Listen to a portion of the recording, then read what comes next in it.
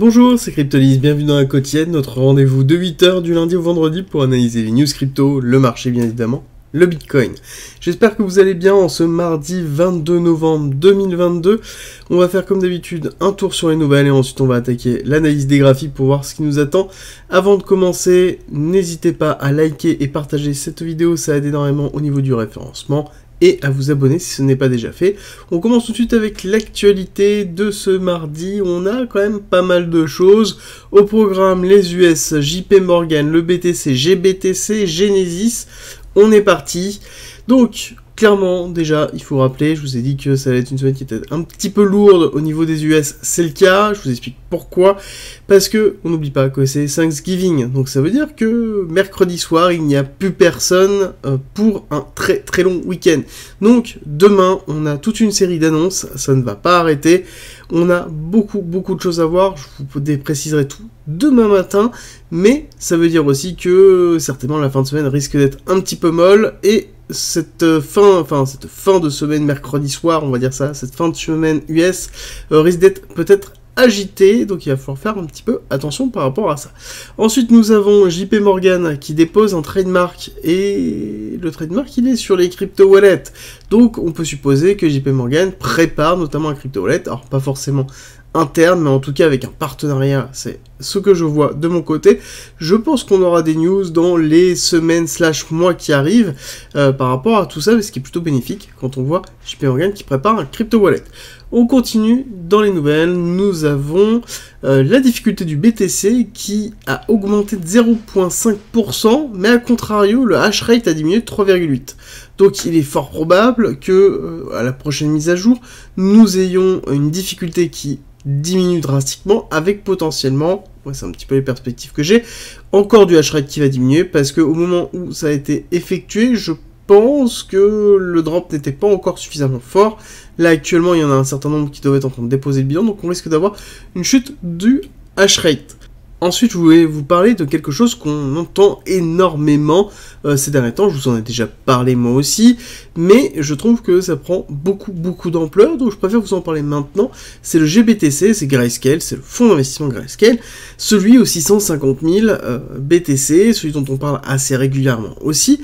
Et là, c'est vrai qu'on en parle beaucoup sur Crypto Twitter, sur beaucoup d'autres médias pro-crypto, donc globalement on a cette notion de potentiellement que Grayscale pourrait faire défaut de paiement, Grayscale serait à court de liquidité, et notamment à cause de la chute de Genesis, sur le fait que potentiellement ils ne peuvent pas sauver Genesis à travers les liquidités, et aussi le fait qu'ils aient refusé de faire du proof of reserve, je vous en ai déjà parlé lors d'une précédente quotidienne, où justement le fait qu'ils aient refusé le proof of reserve a entraîné toute une série de rumeurs qui n'arrêtent pas, qui ne sont pas fondées, là on est vraiment dans la notion même de rumeurs, et sur la possibilité d'une mise en faillite du fonds GBTC, et que les 650 000 BTC seraient vendus au marché suite à ce rachat, etc.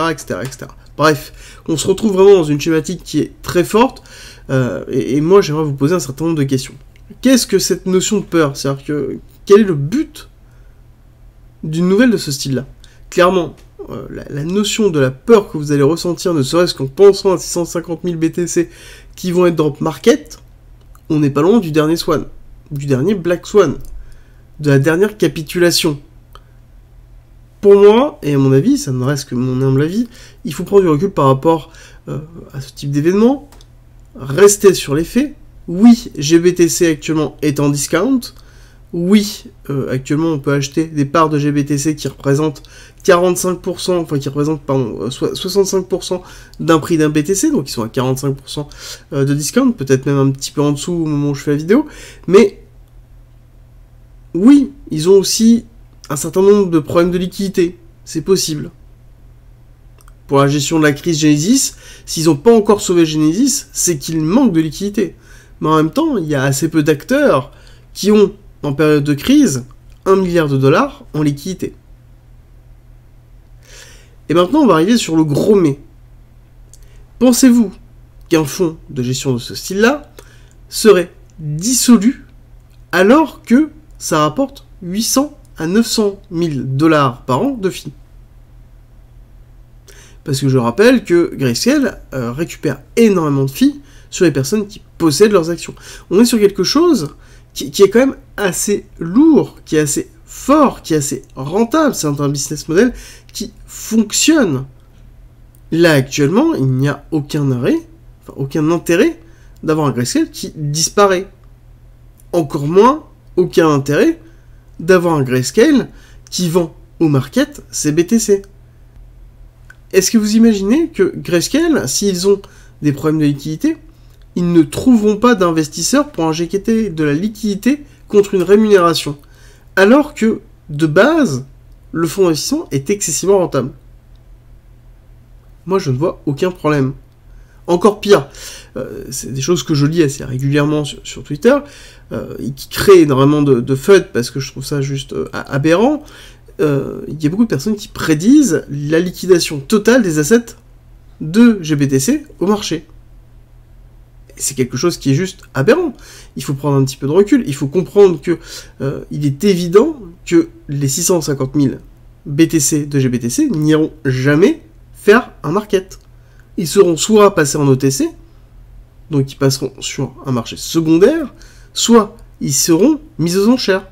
Mais c'est pas le commun des mortels, c'est pas vous, c'est pas moi qui allons acheter ce type de BTC là, ce sera des instituts comme Binance, comme Coinbase, comme d'autres gros portefeuilles qui absorberont cette demande-là. Donc c'est quelque chose qui sera en plus certainement vendu à rabais, dans lequel ils feront du profit, donc dans tous les cas, c'est pas quelque chose qui ira dans le marché.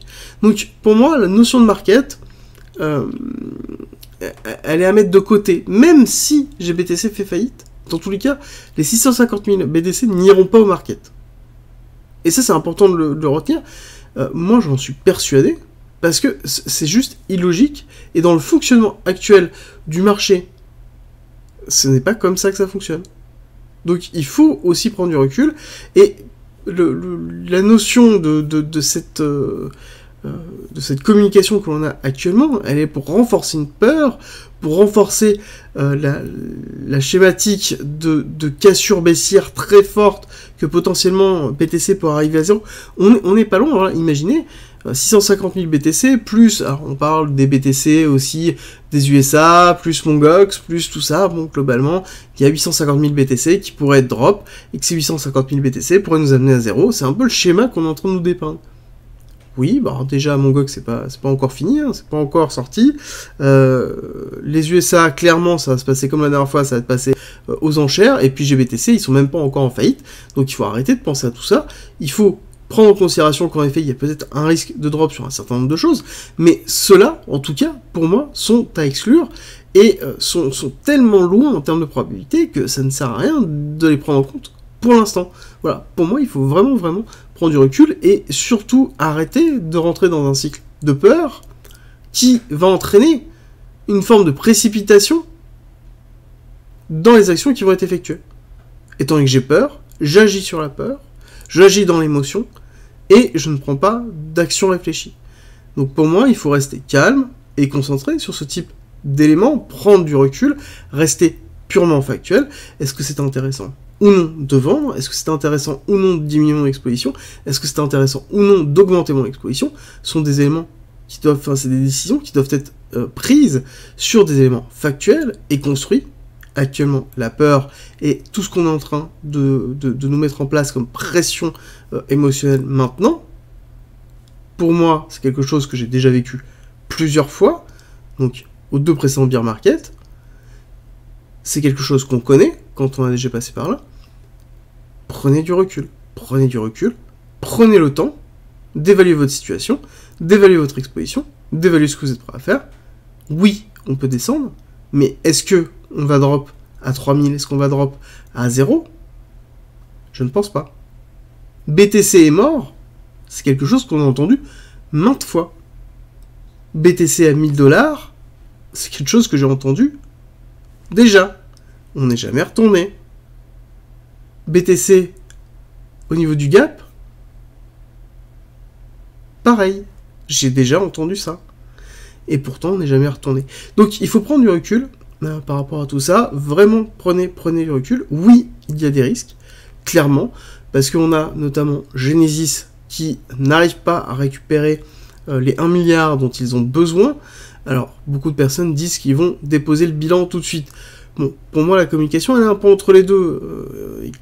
Clairement, ils expliquent qu'ils ne veulent pas déposer le bilan, qu'ils sont en cours de négociation avec les créditeurs, que ça risque de se résoudre de cette façon-là, mais que s'il y a personne qui leur fournit de la liquidité nécessaire pour pouvoir passer un certain nombre de choses, bon, en l'occurrence, ils seront peut-être obligés de déposer le bilan. Je vous ai fait un thread, notamment Twitter, qui explique un petit peu tout ça, mais il est aussi important, par rapport à Genesis, de comprendre les implications.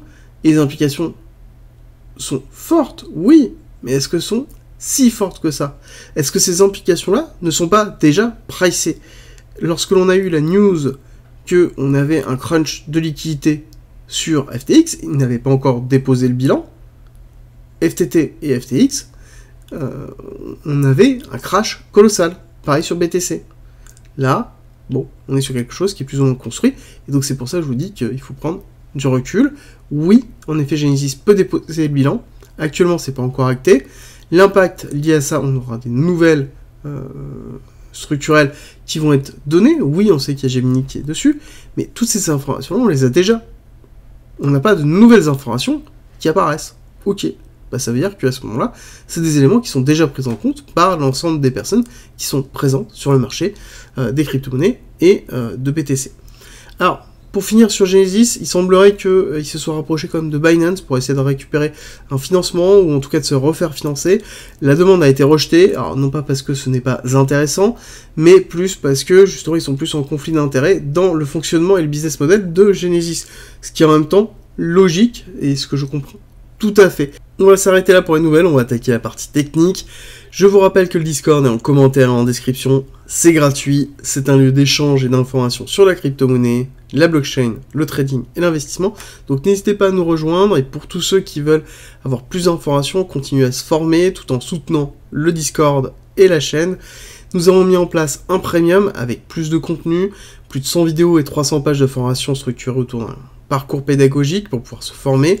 On rajoute du contenu continuellement, et vous y retrouverez aussi plein d'autres choses, comme par exemple des stratégies de trading, des stratégies d'investissement, des analyses sur les différents coins, des lives hebdomadaires, des briefs quotidiens que j'effectue sur le marché, que j'effectue toujours en complément de la quotidienne pour pouvoir bien comprendre comment je construis mon analyse et les différents éléments sous-jacents à cette analyse, et plein d'autres contenus importants pour pouvoir continuer à progresser. Je vous mets une petite vidéo explicative en haut à droite pour les curieux, n'hésitez pas à regarder. On attaque tout de suite notre analyse technique avec un rappel de notre hypothèse habituelle, vague 1, 2, 3, 4, 5, et oui, je le fais rapidement. En avril 2021, retracement A, B, C, B avec extension, C avec extension. Nous sommes dans une extension très profonde au niveau du CME. CME, je rappelle, c'est Chicago Mercantile Exchange, qui est les futurs des institutionnels qui nous donnent un petit peu la vocation. Très intéressant d'ailleurs, parce que on a pas mal de choses court terme qu'on va aborder tout à l'heure, mais rappel, nous sommes toujours en dessous du 618, légèrement au-dessus du 786, on n'a toujours pas break le 786, mais nous sommes dans une zone très intéressante pour de l'achat long terme, achat très long terme, dans lequel on break le 618, on pourrait même breaker le 786, ce ne serait pas gênant, on serait toujours dans cet achat très très long terme pour investir sur de la crypto-monnaie, notamment le Bitcoin, qui est le roi de la crypto-monnaie. Alors, c'est très intéressant ce qui est en train de se passer. Court terme au niveau du CME pour plusieurs raisons. C'est que, oui, on a laissé un gap, alors, tout petit gap, hein, vraiment pitchoun, 16 385 à, on va y aller, 16 265, voilà. Bon, on est un petit peu plus de $100 de gap, c'est vraiment tout petit, ce n'est pas gênant, c'est quelque chose qui sera certainement comblé assez vite par une mèche, mais ce qui est intéressant vraiment à noter, c'est que nous n'avons pas cassé le plus bas qui a été fait sur le CME.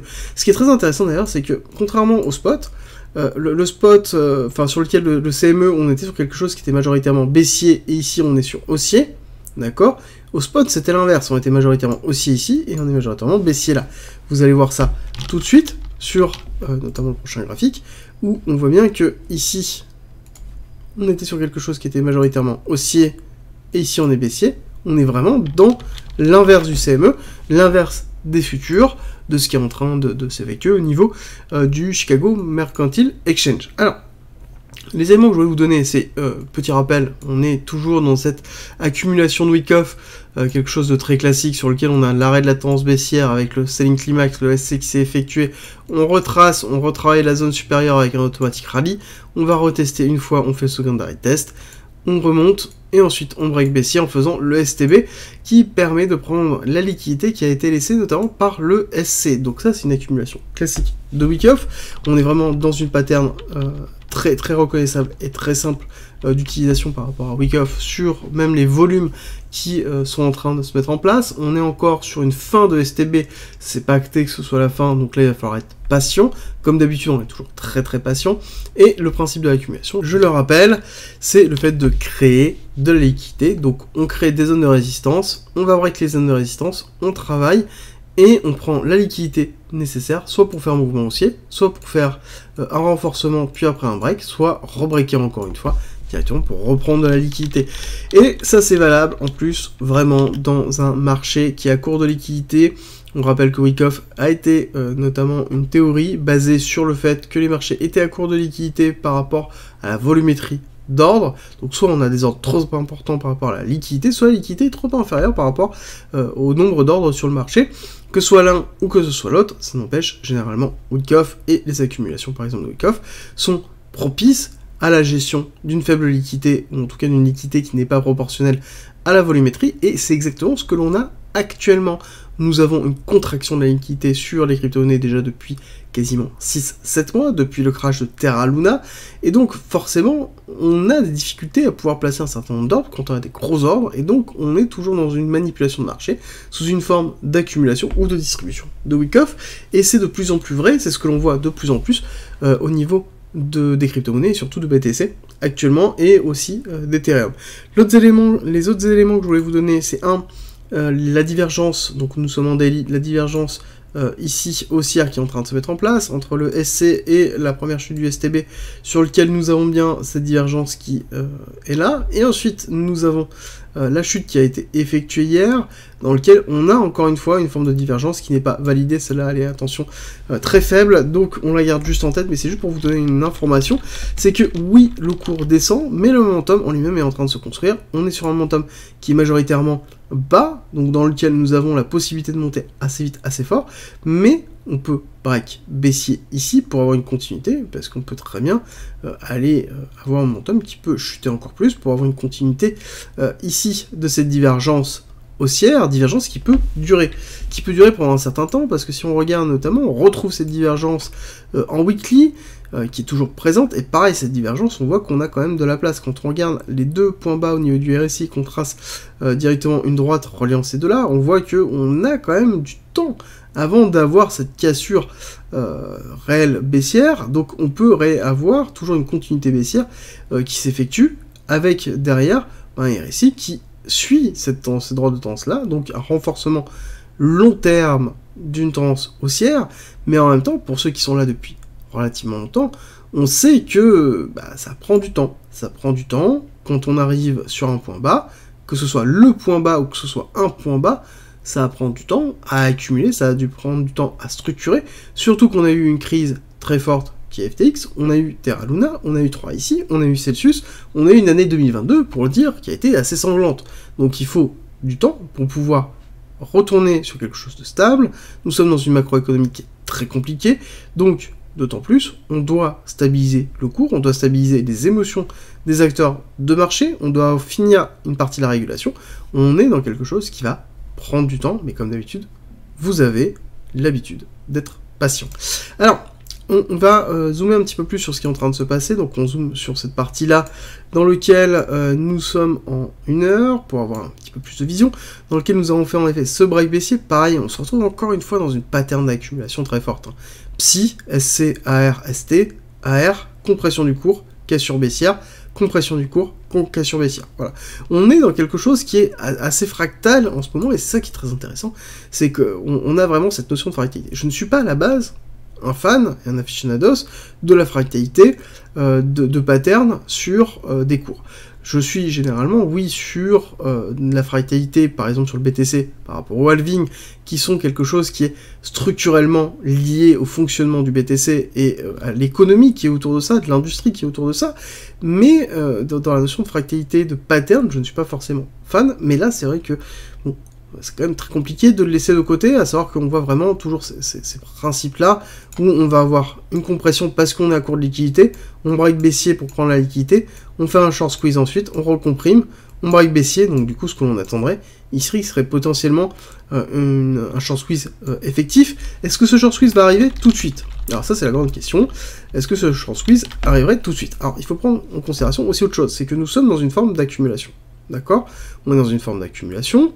On a fait ici, hop, on va prendre le rayon, c'est pas celui-là, c'est celui-là.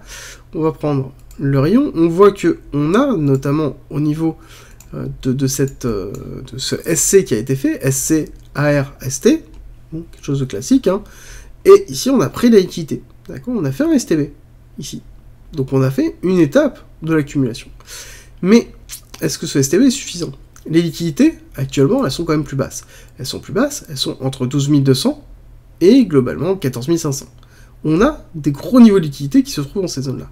Donc dans une accumulation, dans un marché à court de liquidité, on verrait le cours faire un break baissier, une dernière jambe baissière, avant de pouvoir faire justement son short squeeze très fort pour aller casser plus haut, pour aller récupérer les liquidités qui sont en attente dans la zone 16 400, 16 800.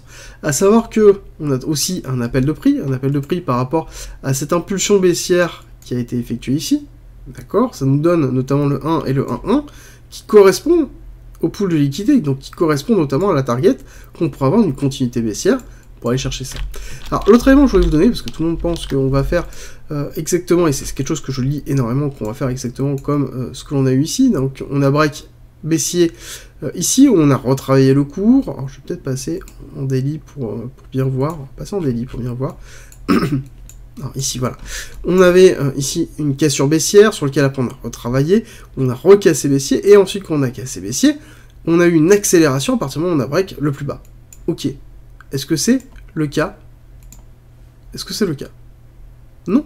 Actuellement, on a plutôt un cours qui est plutôt justement dans une schématique de travail dans lequel on a quelque chose qui est très structuré, très très propre. On n'a pas d'accélération baissière, on n'a pas de market, on n'a pas de cluster de liquidation. On a quelque chose qui est somme toute assez fort, qui est assez structuré. Et c'est quelque chose que je vous dis depuis un certain temps. C'est-à-dire que plus on avance dans le temps, plus on a un marché qui est résilient. Mais ce qui est en même temps logique, parce que les personnes... On arrive sur des couches de personnes qui sont persuadées de l'importance du BTC, qui sont persuadées de l'importance de la crypto-monnaie et de la technologie qui est derrière, donc forcément qui sont eux-mêmes beaucoup plus résilients, et aussi, il y a beaucoup d'anciens, c'est-à-dire que plus on passe des bear markets, plus on passe ces périodes qui sont compliquées, plus ça forme. Je veux dire, clairement, quand on a fait déjà 2 bear markets, bon, ben, on est prêt, on n'est pas, psychologiquement, on n'est pas du tout dans la même schématique. Bon, voilà, on sait déjà ce qu'on ressent, c'est logique, on l'a déjà ressenti, on sait ce qui s'est passé derrière, on sait comment gérer ce type de situation-là. Bon, forcément, les personnes qui restent actuellement, bah, il y en a beaucoup plus que précédemment qui ont déjà fait un bear market. Clairement, ceux de 2017, ceux de 2018, si on n'avait pas fait le précédent, bah moi, si j'avais pas fait le précédent, ça aurait été beaucoup plus compliqué. Bon, là, en l'occurrence, quand on a fait déjà un bear market, on le sait. Bon, je vous avoue que celui-là, il a quand même un petit goût qui est un petit peu différent, hein. Il est entre beaucoup plus bullish sur la partie réellement développement de la technologie, mass adoption. On a beaucoup de personnes qui s'intéressent à ça, on a beaucoup de médias qui tournent, alors, pas forcément autour du crash, oui forcément on a du FUD autour du crash, mais pas que, et on a quelque chose qui est quand même plutôt solide, qui se dirige vraiment sur la mass adoption. On a même des institutionnels qui s'intéressent vraiment très fortement à ça, on a du JP Morgan, enfin vraiment on a quelque chose qui est très structurel, et on a beaucoup de développement, on a beaucoup d'équipes qui sont en train de développer actuellement. Et à côté, bah, on a quand même quelque chose qui est assez violent, hein. On va le dire que là actuellement, la DeFi et la purge qu'il y a au niveau de l'industrie, elle est vraiment très violente, et je pense que c'est la plus violente que j'ai vue depuis très longtemps. L'année 2022 a vraiment été un bain de sang, et malgré ça, malgré tout ce qui s'est passé, on se retrouve sur une chute qui est à peu près dans le même, enfin, des mêmes ordres que le précédent bear market, et c'est là où ça me rassure sur l'industrie en général au niveau du BTC. Alors, On va finir ce laïus pour attaquer notamment l'order flow sur lequel on est toujours sur une forme de statu quo au niveau des top traders. On est toujours sur une forme de neutralité. On a la totalité des comptes qui continuent à acheter, majoritairement à levier. On a quelque chose qui est assez faible, on n'arrive pas à pousser au niveau des leviers, ce qui est plutôt positif. Et là, ce qu'il va falloir attendre, de toute façon, dans tous les cas, c'est une prise de décision. Les top traders vont donner le pas. Là, comme c'est en train de se structurer, majoritairement les top traders vont donner le pas. Donc il va falloir attendre leur go, qu'il y ait une prise de décision qui soit effective. Je verrai bien notamment si jamais on a une cassure baissière légère, à revoir une réaccélération du cours, et donc à ce moment-là, des top traders qui vont racheter à levier, possiblement pour aller faire entraîner ce short squeeze, notamment sur l'état général du marché, même si on a quand même un funding rate qui est plus dans la notion de short que de long. Ce qui est intéressant de voir, c'est qu'on a quand même sur Binance, majoritairement, des personnes qui sont en long quand on regarde la totalité des comptes, et quand on regarde la totalité des positions sur les top traders, on a quand même quelque chose qui est un petit peu plus long que short, mais en même temps c'est logique, parce qu'il faut comprendre que beaucoup de personnes vont avoir une dualité, c'est-à-dire qu'ils vont être majoritairement sur une position long terme, avec du renforcement en fonction de la différente descente, et se hedger avec des shorts, chose que l'on pourrait voir ici dans cette forme justement de neutralité, où on a une forte mise en place de hedging, avec justement potentiellement une grosse partie de funding qui serait en négatif. Alors on va attaquer notamment le Nasdaq sur lequel on est en train de baisser. Je rappelle que demain on a quand même beaucoup de nouvelles qui vont arriver, donc ça risque de bouger assez fortement. On est en train de réintégrer justement ce niveau là, on est en train de le break. Je pense que si on valide aujourd'hui le break, je vous le validerai demain, mais ça voudrait dire que potentiellement on va chercher quand même beaucoup plus bas, aller chercher ici un retest potentiellement des 11 200, 11 000, pour pouvoir ensuite repartir, soit structurer à la hausse avec une belle accumulation et valider ce break of structure pour repartir à la hausse, soit break baissier. Et break baissier, ça veut dire que on a en effet retracé le 0,5 pour une continuité baissière, un petit peu comme on avait fait ici, continuité baissière qui nous amène avec un break of structure, enfin une validation de break of structure, une continuité baissière pour une target à 9500, ce qui nous donnerait du coup quelque chose d'assez fort. Ça voudrait dire aussi qu'on ait des nouvelles assez fortes au niveau de la Fed, sur une inflation qui remonte, sur des taux qui continuent à augmenter très fortement, chose qu'on n'a pas encore. C'est vrai que le marché est plutôt bullish sur une augmentation des taux restreinte, à voir si ça va être confirmé. Le SP500 est un petit peu plus résilient, même beaucoup plus résilient, on n'a toujours pas break, on n'a toujours pas réintégré, ce qui me fait dire que potentiellement on pourrait être toujours sur un petit retracement avant d'avoir un redépart, un retracement qui pourrait aller potentiellement chercher 11 400 avant de faire un petit rebond pour repartir à la hausse, pour aller faire un Christmas Rally structurel qui pourrait nous amener au niveau du SP500 sur les 618, les 4080 $, quelque chose comme ça, avant de potentiellement essayer de retitiller ce niveau-là, les 4158, pour refaire un test, soit faire une petite prise de liquidité de l'indice qui se trouve ici, soit refaire un test, soit casser directement. Donc là, c'est un petit peu l'idée que j'ai, qui est en train de se valider aussi par le DXY, dans lequel on a fait un petit retracement suite à la grosse chute que l'on a eu, notamment sur les taux directeurs, sur l'inflation, donc plutôt quelque chose de positif sur un renversement de la politique de la Fed. Donc on a eu un pricing instantané qui s'est effectué, et à côté on a forcément un retracement effectif qui est en train de se faire, retracement qui pourrait continuer jusqu'à 109, avec justement une continuité baissière du SP500, ou se retourner maintenant pour une continuité, pour aller retester les 104, niveau est très important, dont je vous ai donné sur le break of structure du DXY avant d'avoir une remontée derrière, mais c'est un petit peu l'idée, donc c'est quelque chose qui pourrait soit aller retester ça avant de faire une continuité baissière, soit faire la continuité baissière tout de suite, 104, et ensuite retravailler une zone haute pour faire une continuité baissière de ce style-là, quelque chose, soit ce scénario-là, soit l'un, soit l'autre, pour pouvoir valider, d'accord? Donc l'un ou l'autre entraînera une modification forcément du Nasdaq et du SP500 sur l'évolution que l'on pourra avoir. Moi, de mon côté, je suis assez serein sur l'évolution des cours, même si pour moi on a un overpricing qui est en train d'être fait sur l'état général de la Fed et la disposition de la Fed à diminuer l'augmentation des taux. Je peux me tromper, mais j'ai tendance à penser qu'on va rester sur des taux assez hauts, parce qu'ils veulent monter assez haut. Je pense sincèrement qu'ils veulent arriver très vite à 5, voire 5,5, et ensuite on va retrouver quelque chose qui va être assez faible à partir du moment où ils vont passer le niveau des 5, il est possible qu'on ait une diminution de l'augmentation des taux pour arriver à un niveau qui considère comme normal à partir du moment où on a une continuité, une validation plutôt de la diminution de l'augmentation de l'inflation. Diminution de l'augmentation de l'inflation. Et oui, c'est un peu ça, mais en l'occurrence, c'est ce que tout le monde essaie de deviner, c'est ce que le marché financier essaie de pricer depuis déjà un certain temps, chose qui entraîne ce que l'on est en train de voir maintenant.